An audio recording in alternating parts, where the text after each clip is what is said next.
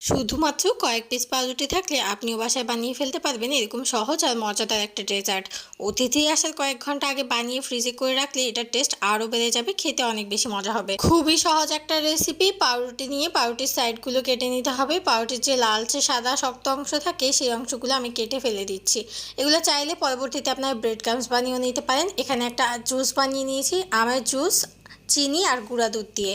Just একদম liquid একটা juice হবে, এটাতে আমার পাল্প থাকবে না। এবার হাফ কাপের মতো আমি হুইপড ক্রিম নিয়ে নিয়েছি একটা বাটিতে, আর সাথে 2 চামচ চিনি অ্যাড করে নিচ্ছি। আর সাথে দিয়ে দিব কয়েক ফোঁটা ম্যাঙ্গো এসেন্স। আপনাদের বাসায় যদি না থাকে তাহলে না দিবেন, এটা অপশনাল। চাইলে আপনারা এখানে ম্যাঙ্গো পাল্পও ইউজ করতে পারেন, তবে আমার কাছে মনে হয়েছে এটা সাদা রাখলে আমার কাছে বেশি ভালো লাগবে, তাই আমি সাদা রেখেছি।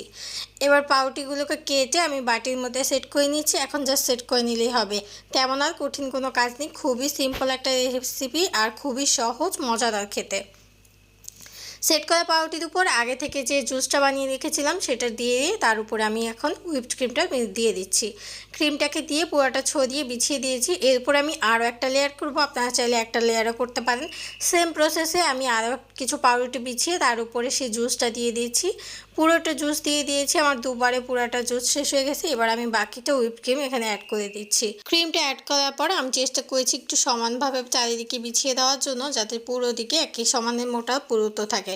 এবার সাইড থেকে আমি একটু ছোট ছোট করে কেটে নেওয়া আমগুলো দিয়ে দিচ্ছি ডেকোরেশনের জন্য। আপনারা চাইলে দিতে পারেন, আর না চাইলে অ্যাভয়েড করতে পারেন। চেষ্টা করবেন একটু পাকা মিষ্টি আম নেওয়ার জন্য, এতে করে খেতে বেশি ভালো লাগে। চারিদিকে আমি একটু পেস্তাশিও অ্যাড করে দিয়েছি ডেকোরেশনে দেখতে সুন্দর লাগার জন্য।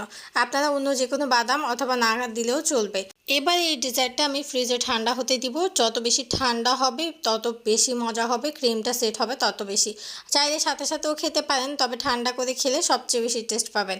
আমি জাস্ট একটা স্লাইস তুলে দেখিয়ে দিচ্ছি।